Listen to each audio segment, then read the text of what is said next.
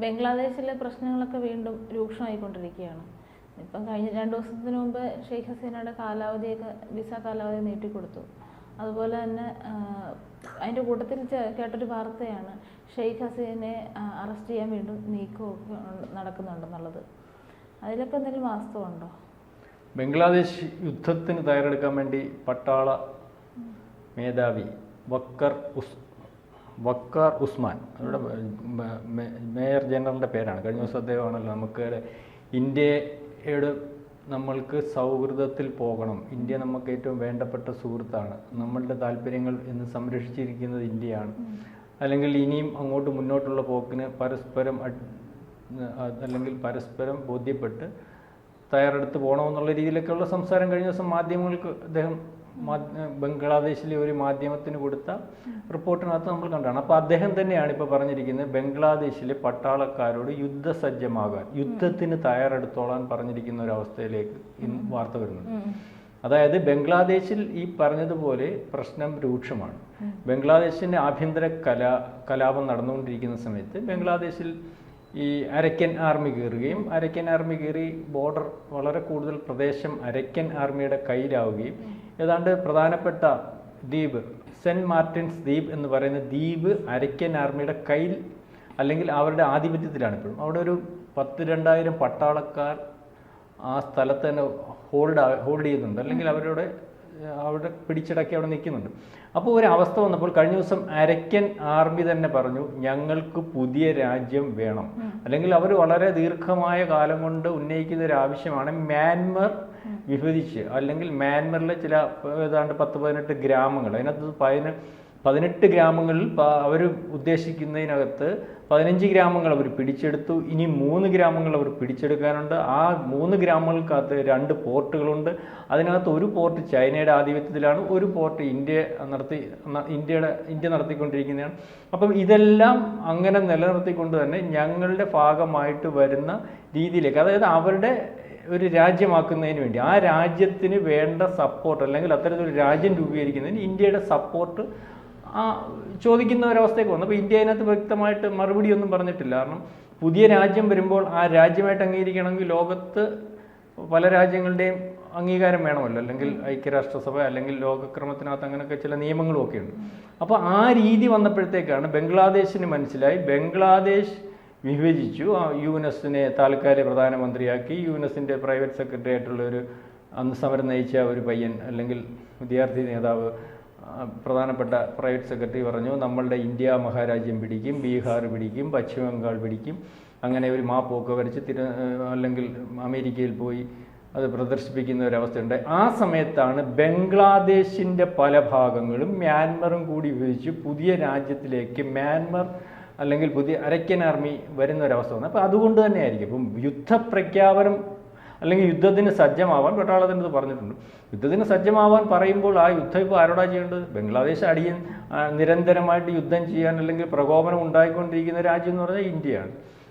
ഇന്ത്യയോട് യുദ്ധം ചെയ്യാനുള്ള ത്രാണി ഒരു രീതിയിലും അതിന് തയ്യാറാവുമെന്ന് എനിക്ക് തോന്നുന്നില്ല. മാത്രമല്ല മേജർ ജനറൽ കഴിഞ്ഞ ദിവസം പറഞ്ഞത് ഇന്ത്യയോട് യുദ്ധം അല്ലെങ്കിൽ ഇന്ത്യയോട് യുദ്ധം ചെയ്യാൻ ഞങ്ങൾക്ക് താല്പര്യമില്ല, അല്ലെങ്കിൽ ഇന്ത്യ നമ്മുടെ സൗഹൃദ രാജ്യമാണ്. അതിന് പറയാൻ കാര്യമെന്ന് പറഞ്ഞാൽ മ്യാൻമറിൽ നിന്നും അരക്കൻ ആർമി ബംഗ്ലാദേശിൽ കയറിയതിൻ്റെ പിറകിൽ, അല്ലെങ്കിൽ അവർ ഇത്രയും കർക്കശമായിട്ടും ആർജവുമായിട്ടും ആ രാജ്യത്തിനെ വെല്ലുവിളിച്ച് നിൽക്കുന്നതിന് പിറകിൽ ഏതെങ്കിലും ഒരു വൻ ശക്തി ഉണ്ടാവും.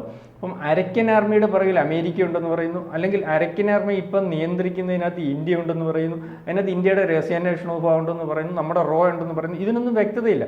പക്ഷേ അരക്കൻ ആർമി ആ രാജ്യത്ത് കയറി ആ രാജ്യത്തിനെ പാകിസ്ഥാൻ സഹായിക്കുന്ന ഒരവസ്ഥയുള്ളപ്പോൾ, ആ രാജ്യത്തിൻ്റെ ഈ വിഭജനത്തിനകത്ത് ചൈന ഇടപെട്ടെന്ന് പറയുന്ന ഒരവസ്ഥയുള്ളപ്പോൾ, അല്ലെങ്കിൽ അമേരിക്കയ്ക്ക് ഇതിനകത്ത് കൈയുണ്ടെന്ന് പറയുന്ന അവസ്ഥ ഉള്ളപ്പോൾ അരക്കൻ ആർമി അവിടെ കയറി ആ രാജ്യത്തെ വെല്ലുവിളിക്കണമെങ്കിൽ, അല്ലെങ്കിൽ ഇന്ത്യ ആവശ്യപ്പെട്ടതുപോലെ ന്യൂനപക്ഷത്തിന് കോട്ടം വരാത്ത രീതിയിൽ സംരക്ഷിക്കണമെന്ന് പറയുമ്പോൾ അതേ വാചകത്തിൽ അവിടെ കയറി ഇനി ന്യൂനപക്ഷത്തിന്, ബുദ്ധ സമുദായത്തിന്, ഹിന്ദു സമുദായത്തിന്, അല്ലെങ്കിൽ ക്രിസ്ത്യാനിക്ക് അവിടെ ഒരു പ്രശ്നം വന്നാൽ ആ പ്രശ്നം നേരിടേണ്ടി ഞങ്ങൾ ഏറ്റെടുക്കും, അല്ലെങ്കിൽ അതിൽ വലിയ ഭവിഷ്യത്തുകൾ ഉണ്ടാവും എന്ന് പറയുന്നൊരവസ്ഥ വരുമ്പോൾ അതിനകത്തൊരു ബുദ്ധിയുള്ള ഏത് രാജ്യത്തിനും മനസ്സിലാവും ഇത് അരയ്ക്കൻ ആർമി മാത്രമല്ല, അതിൻ്റെ പിറകിൽ ആരോ ഉണ്ട്. ഒരുപക്ഷെ ഇപ്പം ബംഗ്ലാദേശിൻ്റെ വിഭജനം അല്ലെങ്കിൽ ബംഗ്ലാദേശിന് മർമ്മപ്രധാനമായ സ്ഥലങ്ങൾ, ബംഗ്ലാദേശിൻ്റെ ഈ പറയുന്ന ഏറ്റവും പ്രധാനപ്പെട്ട ദ്വീപ്, ആ ദ്വീപ് പോയി കഴിഞ്ഞാൽ പിന്നെ ബംഗ്ലാദേശ് ഒന്നും അല്ലല്ലോ. ബംഗ്ലാദേശിന് ആ ദ്വീപ് കിട്ടിക്കഴിഞ്ഞാൽ ബംഗ്ലാദേശിന് ആക്സസ് വരും, അല്ലെങ്കിൽ പാകിസ്ഥാനിലോട്ട് അവിടെ നിന്ന് ആക്സസ് ഉണ്ട്, ചൈനയിലോട്ടുണ്ട്, ഇന്ത്യയിലോട്ടുണ്ട്. അപ്പോൾ അത് ആര് പിടിച്ചടക്കുന്നോ അവിടെ നിന്നുകൊണ്ട് അവിടെ ഒരു ബേസ് ഉണ്ടാക്കിയാൽ ഇവിടെ നിന്നുകൊണ്ട് ഇത്രയും രാജ്യങ്ങളെ ഒബ്സർവ് ചെയ്യാൻ പറ്റും, അല്ലെങ്കിൽ ഉറ്റുനോക്കാൻ പറ്റും. ആ രാജ്യത്തോട് ഒരു യുദ്ധപ്രഖ്യാപനത്തിന് പാടില്ല, ആ രാജ്യത്തിലോട്ട് പറന്നിറങ്ങുന്നതിന് പാടില്ല. അതുകൊണ്ട് തന്നെയാണ് അമേരിക്കയ്ക്ക് പല ലോകത്ത് നൂറുകണക്കിന് യുദ്ധ ബേസുകളുള്ളപ്പോൾ ഇവിടെ ഒരു യുദ്ധ ബേസ് അല്ലെങ്കിൽ അത്തരത്തിലൊരു ബേസ് ഉണ്ടാക്കുന്നതിന് വേണ്ടി അമേരിക്ക കാലങ്ങളായിട്ട് ശ്രമിച്ചുകൊണ്ടിരിക്കുകയല്ലായിരുന്നു. അപ്പോൾ അത് പല ഘട്ടങ്ങളിൽ ഈ പറയുന്ന ബംഗ്ലാദേശിലെ ഹസീന എടുത്ത് ചോദിച്ചത്, ഹസീനെ അപ്പം അമേരിക്കയായിട്ട് യാതൊരു കോംപ്രമൈസും ഇല്ലായിരുന്നു. അപ്പോൾ അതിൻ്റെയൊക്കെ ഭാഗമായിട്ടായിരിക്കാം ഈ രാജ്യത്തെ ഹസീനെ അസ്ഥിരപ്പെടുത്തിയെന്ന് വിചാരിക്കുന്നുണ്ട്. അപ്പോൾ ആ സ്ഥാനത്ത് ആ പ്രധാനപ്പെട്ട ദ്വീപ്, പ്രധാനപ്പെട്ട പ്രദേശങ്ങൾ ഒക്കെ ബംഗ്ലാദേശിൻ്റെ കയ്യിൽ നിന്ന് പോവുകയാണ്. അരയ്ക്കൻ ആർമി ഈ ദ്വീപ് വേണമെങ്കിൽ ഇന്ത്യക്ക് തരാമെന്ന് പറയുന്നു. അതിനപ്പുറം അവർക്കൊന്നും സംഭവിക്കാനില്ലല്ലോ. ഞാൻ ചോദിക്കാൻ, അരയ്ക്കൻ ആർമി ഇപ്പോൾ പാകിസ്ഥാനോടോ ചൈനയോടോ ഒക്കെ സന്ധി ചെയ്തിട്ടാണ് യുദ്ധപ്രഖ്യാപനം നടത്താൻ പോകുന്നതെങ്കിൽ അത് ഇന്ത്യ ഭയങ്കരമായിട്ട് ബാധിക്കില്ല. കാരണം പാകിസ്ഥാനോട് സന്ധി ചെയ്തിട്ടാണെന്നല്ല ഞാൻ പറഞ്ഞത്. പാകിസ്ഥാന്റെ സഹായത്തോടു കൂടിയായിരിക്കുമല്ലോ ബംഗ്ലാദേശിനെ അല്ലെങ്കിൽ അട്ടിമറിച്ചത്, ചൈനയുടെ സഹായത്തോടു കൂടിയായിരിക്കുമല്ലോ അട്ടിമറിച്ച്. ഇതൊക്കെ വാർത്തയിൽ വരുന്നത്. ഏതെങ്കിലും അല്ലെങ്കിൽ അമേരിക്കയുടെ സഹായത്തിൽ ഈ അട്ടിമറിക്ക് സഹായകമായി നിന്ന രാജ്യങ്ങളെ മറികടന്ന് അരയ്ക്കൻ ആർമി അവിടെ കയറി ബംഗ്ലാദേശിനോട് യുദ്ധപ്രഖ്യാപനം നടത്തണമെങ്കിൽ അരയ്ക്കൻ ആർമിയുടെ പുറകിൽ അത്തരത്തിൽ വലിയൊരു ശക്തി ഉണ്ടാകത്തില്ലേ? ആ ശക്തി ഇന്ത്യയാണെന്ന് കരുതുന്നതിനകത്ത് തെറ്റ് പറയാൻ പറ്റത്തില്ലല്ലോ. അല്ലെങ്കിൽ ആർക്കായാലും സംശയം ഇന്ത്യയുടെ ഭാഗത്തിലേ വരാൻ പാടുള്ളൂ. കാരണം ബംഗ്ലാദേശിൻ്റെ അട്ടിമറി കൊണ്ട് ഏറ്റവും കൂടുതൽ ബുദ്ധിമുട്ട് അനുഭവിക്കാൻ പോകുന്ന രാജ്യം ഇന്ത്യയാണ്. ഇന്ത്യയുടെ ബോർഡറാണ് 4000 കിലോമീറ്റർ ഉള്ളത്. അല്ലെങ്കിൽ അതിനുശേഷം ആ അട്ടിമറിക്ക് ശേഷം അവിടുന്ന് ഉയരുന്ന സ്വരങ്ങൾ മൊത്തം ഇന്ത്യക്കെതിരാണ്. അവിടുത്തെ പുതിയ യൂനസ് പറയുന്നത്, അല്ലെങ്കിൽ അതിൻ്റെ ഭാഗമായിട്ട് നിൽക്കുന്ന ജമാഅത്തെ ഇസ്ലാമി പറയുന്നത്, അതിൻ്റെ ഭാഗമായിട്ട് നിൽക്കുന്ന വിദ്യാർത്ഥി പ്രക്ഷോഭം നയിച്ച നേതാവ് പറയുന്നത്, ഇവരെല്ലാം ഇന്ത്യക്കെതിരെയല്ലേ പറയുന്നത്. ഇന്ത്യ പിടിച്ചെടുക്കുമെന്നല്ലേ പറയുന്നത്. ഇന്ത്യയുടെ പ്രദേശങ്ങൾ കടന്നു കയറുമെന്നല്ലേ പറയുന്നത്. സഹായിക്കുന്ന ഏറ്റവും കൂടുതൽ ബംഗ്ലാദേശിനെ സഹായിക്കുന്ന രാജ്യം ഇന്ത്യയാണല്ലോ. അല്ല, ഏറ്റവും കൂടുതൽ ബംഗ്ലാദേശിനെ സഹായിക്കുന്ന രാജ്യം ഇന്ത്യയാണെന്ന് പറഞ്ഞിട്ട് കാര്യമില്ല. ഇപ്പം നമ്മൾ ഈ പുതിയ അട്ടിമറിക്ക് ശേഷം വരുന്ന അവിടുത്തെ ഭരണാധികാരികൾ പറയുന്നത് മൊത്തം ഇന്ത്യക്കെതിരെയല്ലേ. അപ്പം ആ അട്ടിമറിച്ച് 71-ൽ ആ രാജ്യം ഉണ്ടാക്കി കൊടുത്തത് ഇന്ത്യയാണ്. അതിനുശേഷം പട്ടിണി മാറ്റുന്നതിന് വേണ്ടി നമ്മളുടെ പ്രധാനമന്ത്രി ഈ പറയുന്ന ഇന്ദിരാഗാന്ധി നമ്മൾക്കിടെ വീടുകളിൽ അല്ലെങ്കിൽ കുട്ടികളെ കൊണ്ട് 5 രൂപ സ്റ്റാമ്പ് വിൽപ്പിച്ച് ആ പൈസ കൊടുത്ത് പട്ടിണി മാറ്റിയതാണ്. ഇപ്പം ഏറ്റവും അവസാനം അരി വേണമെന്ന് പറഞ്ഞപ്പോൾ 50,000 ടൺ അരി വേണമെന്ന് പറഞ്ഞപ്പോൾ ഏതാണ്ട് 27,000 ടൺ അരി കൊടുത്തു. ഈ അരി കൊടുക്കുന്ന പറഞ്ഞാൽ ടെൻഡറിലാണ് കൊടുക്കുന്നത്. ഏറ്റവും കുറഞ്ഞ ടെൻഡർ കൊടുത്തേക്കുന്ന ഇന്ത്യയിൽ നിന്നുള്ള ഏറ്റവും കുറഞ്ഞ വിലയ്ക്ക് ഇന്ത്യയിൽ നിന്ന് അരി കൊടുക്കാൻ ഇവിടുത്തെ വ്യവസായികൾ തയ്യാറാകുമ്പോൾ പോലും അത് കൊടുക്കണ്ട, ആ ബോർഡർ കടക്കണോ വേണ്ടെന്ന് ഇന്ത്യ തീരുമാനിക്കും. അപ്പോഴും ഇന്ത്യ കൊടുക്കാൻ തീരുമാനിച്ചിട്ടുണ്ട്. വീണ്ടും 2 ലക്ഷം ടൺ അരിയുടെ ആവശ്യം അവർ പറഞ്ഞിട്ടുണ്ട്. അപ്പോൾ ഇപ്പോഴും നമ്മളാ സഹായിക്കുന്നേ. കറണ്ട് നമ്മളിതുവരെ കട്ട് ചെയ്തിട്ടില്ല. അല്ലെങ്കിൽ അദാനി എടുത്ത് പറഞ്ഞാൽ പോരെ കറണ്ട് കട്ട് ചെയ്യണമെന്ന്. കോടിക്കണക്കിന് രൂപ കൊടുക്കാറുണ്ട്. ഏതാണ്ട് $800 വേണ്ടി പൈസ കൊടുക്കാറുണ്ട്. നമ്മുടെ ഈ പല സംസ്ഥാനങ്ങൾക്ക് നമ്മൾ കറണ്ട് കൊടുക്കുന്നത്. അപ്പോൾ ഇപ്പോഴും അവരുടെ നിലനിൽപ്പിൻ്റെ ഭാഗം ഇന്ത്യ തന്നെയാണ്. അത് നയതന്ത്ര ബന്ധത്തിൻ്റെ ഭാഗമായിട്ട് അതൊന്നും ഇതുവരെ വെട്ടിമുറിച്ചിട്ടില്ല. അല്ലെങ്കിൽ നാളെ കാലത്ത് ഈ രാജ്യമായിട്ട് വീണ്ടും നല്ലൊരു നയതന്ത്ര ബന്ധത്തിൽ പോകാമെന്ന് നമ്മൾ ആഗ്രഹിക്കുന്നുണ്ട്. ഈ വിഷയങ്ങൾ അല്ലെങ്കിൽ ഇപ്പോൾ ഉരുത്തിരിയുന്ന പ്രശ്നങ്ങൾ അല്ലെങ്കിൽ ഇപ്പോഴത്തെ കലാപകാരികൾ ഒക്കെ നാളെ കാലത്ത് ഇല്ലാതാവുന്ന ഒരു അവസ്ഥയിലേക്ക് വരുമെന്ന് ഇന്ത്യക്ക് ബോധ്യമുള്ളത് കൊണ്ടായിരിക്കും അങ്ങനെ പോകുന്നത്. അപ്പോൾ അതല്ല പ്രശ്നം. അവിടുത്തെ പ്രശ്നം ആഭ്യന്തര പ്രശ്നം, അല്ലെങ്കിൽ ആ രാജ്യത്തേക്ക് കടന്നു കയറിയിട്ടുണ്ട്. ആ രാജ്യത്തെ വിഭജിക്കാൻ വേണ്ടി അരയ്ക്കൻ ആർമി തയ്യാറാവുന്നു. അപ്പോൾ യുദ്ധസജ്ജമാകാൻ പറഞ്ഞത് ഒരു പക്ഷേ ആരോടെന്ന് പറഞ്ഞിട്ടില്ല, പട്ടാളം തയ്യാറാവാൻ പറയുന്നു. ഒരു കാരണവശാലും ഇന്ത്യയോട് ഒരു 100% പോലും യുദ്ധം ചെയ്യാൻ, അല്ലെങ്കിൽ മണിക്കൂറുകൾ യുദ്ധം ചെയ്യാൻ പോലുമുള്ള കഴിവോ ആയുധ ശേഖരമോ കപ്പാസിറ്റിയോ ഒന്നുമില്ലാത്ത രാജ്യമാണ്. കാരണം 75,000 പട്ടാളം മാത്രമേ ഉള്ളൂ.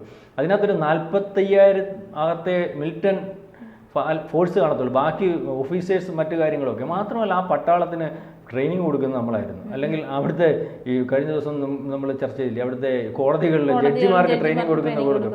അപ്പം നമ്മൾ ട്രെയിനിങ് കൊടുത്ത് നിർത്തിയിരിക്കുന്ന പട്ടാളം, ആ പട്ടാളം ഈ പറയുന്ന ശക്തിയൊന്നുമില്ല. ഇത് ആ രാജ്യം നിന്നത് അവിടുത്തെ ഈ പട്ടാളത്തിന് ഫണ്ട് കൊടുക്കുന്ന കോടിക്കണക്കിൻ്റെ ഒരു കൊല്ലം നമ്മൾ കൊടുത്തുകൊണ്ടിരുന്നത്. അപ്പം അവിടുത്തെ ആഭ്യന്തര വിഷയത്തിനകത്ത് അല്ലെങ്കിൽ പ്രതിരോധ സംവിധാനത്തിനകത്തൊക്കെ നമ്മളുടെ ഇടപെടൽ കൃത്യമായിട്ട് ഉണ്ടായതുകൊണ്ട് മാത്രം പിടിച്ചു നിന്ന രാജ്യം നമ്മളോടൊന്നും യുദ്ധം ചെയ്യാൻ പറ്റില്ല. അവരൊരു പക്ഷേ അവരുടെ രാജ്യം വിഭജിച്ച് പോകുന്നതിന് അല്ലെങ്കിൽ വിഭജിക്കാൻ നിൽക്കുന്ന അരക്കൻ ആർമിയെ തുരത്തുന്നതിന് വേണ്ടിയായിരിക്കും. അരക്കൻ ആർമി അവിടെ കയറിയിട്ട് മ്യാൻമറുകാരെ ഓടിക്കുന്നുണ്ട്, അല്ലെങ്കിൽ ഈ പട്ടാളത്തെ വെല്ലുവിളിച്ചിട്ടുണ്ട്. പല പ്രദേശം അവർക്ക് ആഗ്രഹിക്കുന്ന പ്രദേശങ്ങൾ മൊത്തം അവർ കൈക്കലാക്കിയിട്ടുണ്ട്.